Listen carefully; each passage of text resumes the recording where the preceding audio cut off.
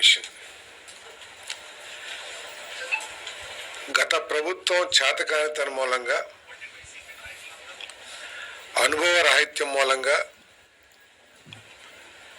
దుష్పరిపాలన మూలంగా రాష్ట్రం ఏ విధంగా నష్టపోయిందో ఈ జల్ జీవన్ మిషన్ పథకం ఒక గొప్ప ఉదాహరణ అని చెప్పేసి మనం చేస్తా ఉన్నాను.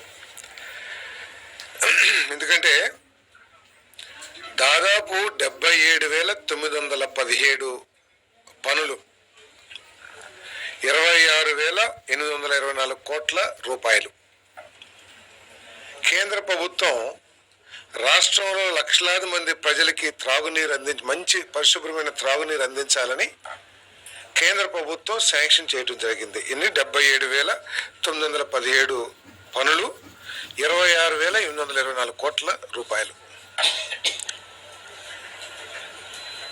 కొన్ని రాష్ట్రాలైతే 1,00,000 నుంచి 1,50,000 కోట్ల రూపాయలు ఈ పథకం కింద కేంద్ర ప్రభుత్వం నుంచి జల్ జీవన్ మిషన్లో తీసుకున్నాయి. 1,00,000 నుంచి 1,50,000 కోట్ల రూపాయలు.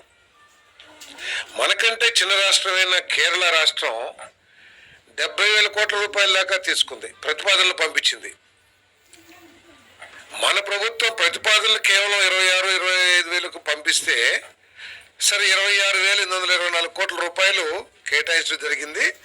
దాంట్లో కూడా కేవలం 4,000 కోట్ల రూపాయల వరకు మాత్రమే ఖర్చు పెట్టగలిగింది. ఎందుకంటే అందరూ మాట్లాడుతూ ఉన్నారు ఏం జరిగింది, ఏ నష్టం జరిగింది అని చెప్పేసి. ఇటువంటి నష్టాలు కనుక పరిశీలించినట్లయితే కోకొల్లలం. దీని మూలంగా లక్షలాది మంది ప్రజలు పరిశుభ్రమైన నీటికి దూరం అయ్యారనే విషయాన్ని తెలియజేస్తా ఉన్నా నేను. దీనికి సంబంధించి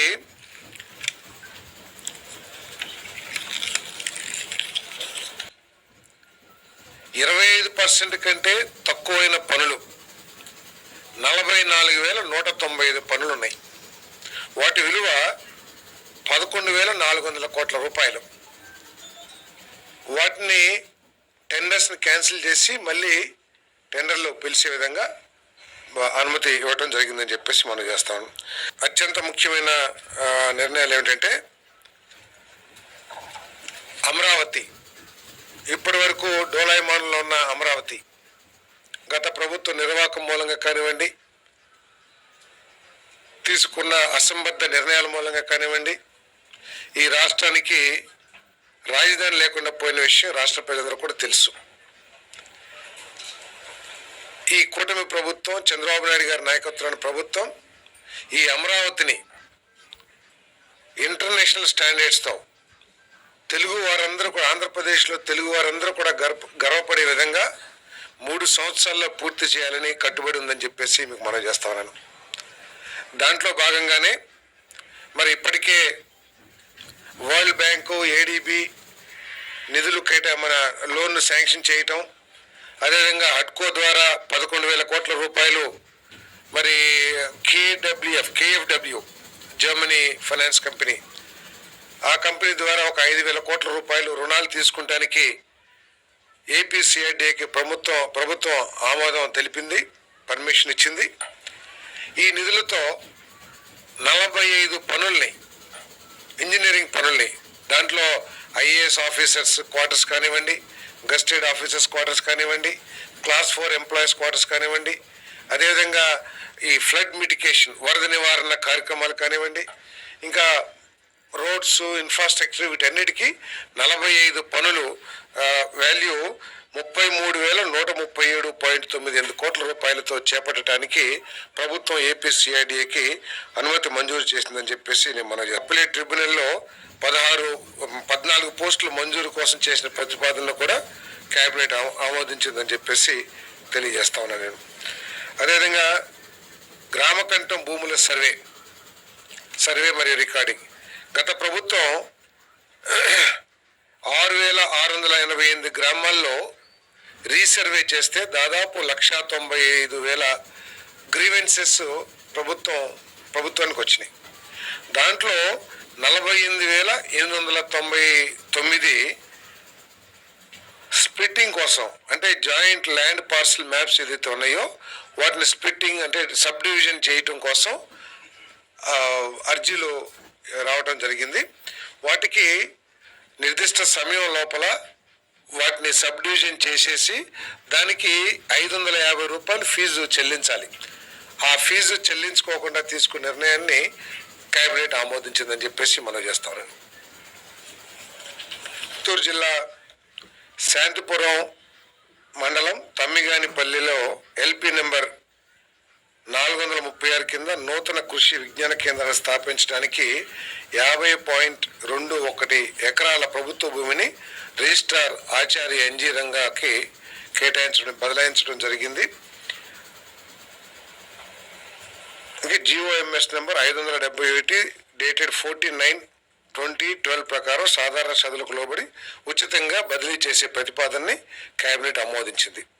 అదేవిధంగా ఈఎస్ఐ కోసం ఎంప్లాయీస్ స్టేట్ ఇన్సూరెన్స్ కార్పొరేషన్కు 5 ఎకరాల భూమిని జిఓఎంఎస్ నెంబర్ 571 అనుసరించి మరియు బిఎస్ఓ 24 నిబంధనలు అనుసరించి మార్కెట్ ధర 61,23,516 రూపాయలకు బదలాయించే ప్రతిపాదనను కూడా మంత్రి మండలి ఆమోదించిందని చెప్పేసి మనం చేస్తాను. అదేవిధంగా ఇటీవల వచ్చిన వరదల్లో విజయనగరం, ఏఎస్ఆర్ కాకినాడ, ఏలూరు, పశ్చిమ గోదావరి, కృష్ణా, ఈ గుంటూరు, బాపట్ల, పల్నాడు, ఎన్టీఆర్ జిల్లాల్లో 38/20/24 తదుపరి వరద ముంపునకు గురైన ప్రాంతాల రైతులకు రుణాలు రీషెడ్యూల్ చేయడానికి పర్మిషన్ ఇవ్వడం జరిగింది. 50,000 లోపు మంజూరు చేయబడిన రుణాలపై ఇండియన్ స్టాంప్ యాక్ట్ ప్రకారం ఏదైతే ఫీజు చెల్లించాలో ఆ ఫీజుకి ఎగ్జంప్షన్ ఇవ్వడం జరిగిందని చెప్పేసి కూడా డ్యూటీ చెల్లి మరియు రిజిస్ట్రేషన్ చట్టంకు లోబడి యూజర్ ఛార్జీలను మినహాయించడానికి మరియు రుణాలని రీషెడ్యూల్ చేయడానికి కొత్త రుణాల మంజూరు ఇప్పటికే ప్రభుత్వం జారీ చేయబడిన ఉత్తర్వులు జిఓఎంఎస్ నెంబర్ 235 రాటిఫై చేస్తూ మంత్రిమండలి ఆమోదం తెలిపింది. ఈ ఉత్తర్వులు 31/3/2025 వరకు అమల్లో ఉండే విధంగా చేసిన ప్రతిపాదనకు మంత్రిమండలి ఆమోదం తెలిపింది. అంటే మొన్న నష్టపోయిన రైతులు రుణాలు రీషెడ్యూల్ చేసుకోవడానికి లేదా కొత్త రుణాలు తీసుకోవడానికి స్టాంప్ డ్యూటీ కట్టాల్సిన అవసరం ఉంటుంది. ఆ స్టాంప్ డ్యూటీ నుంచి మినహాయింపు చేయడం జరిగిందని చెప్పేసి మనం చేస్తాం.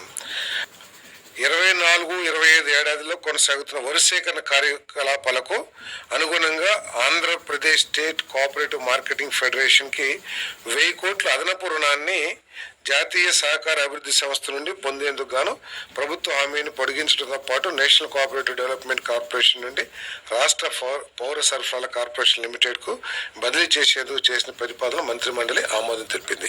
సొమ్ము చెల్లించిన ప్రభుత్వం ఈ కూటమి ప్రభుత్వం అని చెప్పేసి మనం చేస్తా ఉన్నా. నేను ముఖ్యమంత్రి గారు అయితే ఇన్స్టెంట్ పేమెంట్ ఇవ్వటానికి ఏమైనా అవకాశాలు ఉన్నాయేమో, రైతు పండించిన ధాన్యాన్ని రైస్ మిల్లు అన్లోడ్ చేయగానే దానికి సంబంధించిన డాక్యుమెంట్స్ జనరేట్ కాగానే అక్కడికక్కడే పేమెంట్ ఇచ్చే అవకాశాలను కూడా పరిశీలించమని చెప్పేసి ముఖ్యమంత్రి గారు చెప్పడం జరిగిందని చెప్పేసి కూడా, అంటే రైతులకి ఏ విధంగా అండగా నిలబడాలి అనే విషయంలో ఈ ప్రభుత్వం ఎంత చిత్తశుద్ధితో ఉందో దీని ద్వారా తెలుస్తుందని చెప్పేసి మనం చేస్తాను.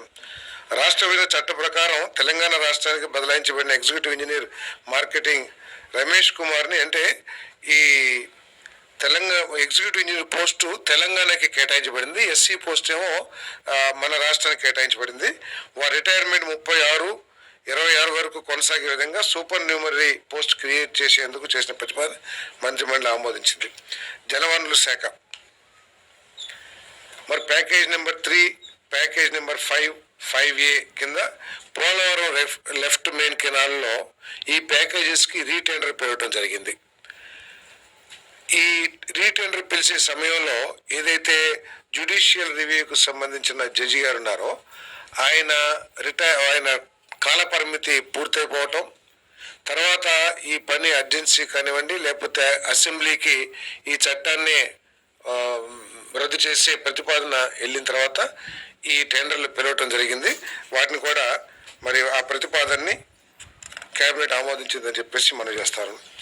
అదేవిధంగా అంద్రీనివా సుజల సెవెంతి 2 కింద పొంగునూరు బ్రాంచ్ కెనాల్కి 75.075 నుంచి 189.880 వరకు ఉన్న నిధుల్లోనే, అంటే ఇంతకుముందు శాంక్షన్ కాబడ్డ ప్రాజెక్ట్ అమౌంట్లోనే సీసీ అంటే నీళ్లు ఇంకిపోతున్నాయని చెప్పేసి ఆ కెనాల్కి లైనింగ్ చేయాలని చెప్పేసి ప్రతిపాదనని మళ్ళీ టెండర్లు పిలిచే అవసరం లేకోకుండా పాత రేట్ల ప్రకారమే, పాత నిబంధనల ప్రకారమే ఈ ఈ లైనింగ్ చేయటానికి ఆమోదం తెలపడం జరిగిందని చెప్పి ఈ సీసీ లైన్ పనులకు ప్రతిపాదించిన 480.22 కోట్లు నిధుల వినియోగాన్ని అందుబాటులో ఉన్న 1929 కోట్లు అంటే ఆ ప్రాజెక్టు కేటాయించబడిన నిధుల నుంచి ఉపయోగించడం జరిగిందని చెప్పేసి తెలియజేస్తూ మరి పరిపాలన ఆమోదం కోసం చేసే ప్రతిపాదనలకు మంత్రిమండలి ఆమోదం తెలిపింది. క్లీన్ ఎనర్జీ ప్రాజెక్ట్ అభివృద్ధి కోసం renewable energy development corporation of Andhra Pradesh ద్వారా ఎన్టీపీసీతో జాయింట్ వెంచర్ ఏర్పాటుకు సంబంధించి 19/11/2024 రాష్ట్ర ప్రభుత్వం జారీ చేసిన ఆర్డర్ల ఆమోదం కోసం చేసిన ప్రతిపాదనకు మంత్రిమండలి ఆమోదం తెలిపిందని చెప్పేసి మనం చేస్తాను నేను. దీంతో రాష్ట్రానికి 20,620 కోట్ల ఆదాయం లభిస్తుందని చెప్పేసి కూడా మనం చేస్తూ 1,06,000 ఉపాధి అవకాశాలు ఈ ప్రాజెక్టు ద్వారా లభించబోతుందని చెప్పేసి మనం చేస్తాను. రాష్ట్రాన్ని ఈ గ్రీన్ ఎనర్జీ సెక్టర్లో నెంబర్ 1గా చేసే దిశలో భాగంగా ఈ ఈ కార్యక్రమాన్ని తీసుకుంటామని చెప్పేసి మనం చేస్తాను. Solar, wind, pump storage, green hydrogen, green ammonia వంటి పునరుత్పాదక విద్యుత్ రంగ ప్రాజెక్టు పోర్చడానికి రాష్ట్ర ప్రభుత్వం ఎప్పుడూ ముందుంటుంది. ఇంటిగ్రేటెడ్ క్లీన్ ఎనర్జీ పాలసీలో భాగంగా వచ్చే 5 ఏళ్లలో 78.5 గిగావాట్ల solar power, 35 gigawatts wind power, 22 gigawatts pump storage, 1.5 MMTPA green hydrogen ఉత్పత్తి సాధించాలని ప్రభుత్వం లక్ష్యంగా పెట్టుకుందని చెప్పేసి మనం చేస్తాం. నేను 2019 మధ్యలో ఆనాటి చంద్రబాబు నాయుడు గారి ప్రభుత్వం ఇంటర్మీడియట్ విద్యార్థులకు కూడా మధ్యాహ్న భోజన పథకం అమలు చేసింది. మరి గత ప్రభుత్వం ఆ పథకాన్ని రద్దు చేసిన విషయం తెలిసిందే. మరి ఆ మధ్యాహ్న భోజన పథకాన్ని అంటే దాదాపు 175 గవర్నమెంట్ జూనియర్ కాలేజెస్లో మొదటి ఏడాది 27.39 కోట్లు, రెండో ఏడాది 85.84 కోట్ల బడ్జెట్ అంచనాలతో 2024 డిసెంబర్ నుండి ఈ ఇంటర్మీడియట్ స్టూడెంట్స్కి మధ్యాహ్న భోజన సదుపాయం కలిపే కార్యక్రమాన్ని క్యాబినెట్ ఆమోదించిందని చెప్పేసి మనం చేస్తాను. 300 కాలేజీలు ఉన్నత పాఠశాల ప్రాంగణాలతో కలిసి ఉన్నాయి. అంటే ఇప్పటికే ఉన్న ఏదైతే కుకింగ్ ఏజెన్సీస్ ఉంటాయో వాటి ద్వారానే భోజన ఏర్పాట్లు చేయడం జరుగుతుంది. ఎందుకంటే ప్రభుత్వ జూనియర్ కాలేజీల ఫస్ట్ సెకండ్ ఇయర్ విద్యార్థులతో పాటు రాష్ట్రంలోని కస్తూర్బా గాంధీ బాలికా విద్యాలయాలు, ఏపీ మోడల్ స్కూల్స్, రెసిడెన్షియల్ విద్యా సంస్థలు మరియు హై స్కూల్ ప్లస్ విద్యా సంస్థలకు 32.45 కోట్ల వ్యయంతో 2025-26 విద్యా సంవత్సరం నుండి సర్వేపల్లి రాధాకృష్ణన్ విద్యార్థి మిత్ర కింద పాఠ్య పుస్తకాలు, వృత్తిపరమైన పాఠ్య పుస్తకాలు, పోటీ పరీక్షల మెటీరియల్స్, రికార్డ్ బుక్స్, నోట్బుక్లు కొనుగోలు చేసి సరఫరా చేసే ప్రతిపాదనకు మంత్రిమండలి ఆమోదం తెలిపింది. ప్రైవేట్ జూనియర్ కాలేజెస్లో పోటీ పరీక్షలకి, జేఈఈ వీటన్నిటికీ కూడా కోచింగ్ ఇస్తున్న విషయం మనకు తెలిసిందే. మరి వీటి పట్ల ఈ కోచింగ్ తర్వాత ఈ జేఈఈ ఎగ్జామ్స్ పట్ల తల్లిదండ్రులు, గవర్నమెంట్ స్కూల్లో చదివే పిల్లల తల్లిదండ్రులు కూడా ఎక్కువగా ఇంట్రెస్ట్ చూపిస్తాం. దీని మూలంగా ఏంటంటే రాబోయే రోజుల నుంచి ఈ కాలేజీల్లో కూడా అదే విధానం అంటే జేఈఈ ఎంట్రన్స్ టెస్ట్లకి కోచింగ్ ఇవ్వటం, లేకపోతే వాటికి కావాల్సిన మెటీరియల్ ఇవ్వటం, స్పెషల్ క్లాసెస్ని చేయటం, ఇవన్నీ కూడా గవర్నమెంట్ కాలేజ్లో కూడా చేస్తామని చెప్పేసి మనం చేస్తాను. అదేవిధంగా ప్రైమరీ, హై స్కూల్, ఇంటర్మీడియట్ వీటన్నిటిని కూడా ఎక్కడో గ్యాప్ ఉంది. వీటన్నిటిని కూడా ఇంటిగ్రేట్ చేస్తూ వాల్యూ ఎడ్యుకేషన్ మన పిల్లలకి అందించాలి అనే లక్ష్యంతో మీరందరూ కూడా డిజైన్ చేయమని చెప్పేసి కూడా విద్యాశాఖని ఆదేశించడం జరిగిందని చెప్పేసి కూడా మనం చేస్తా ఉన్నాను.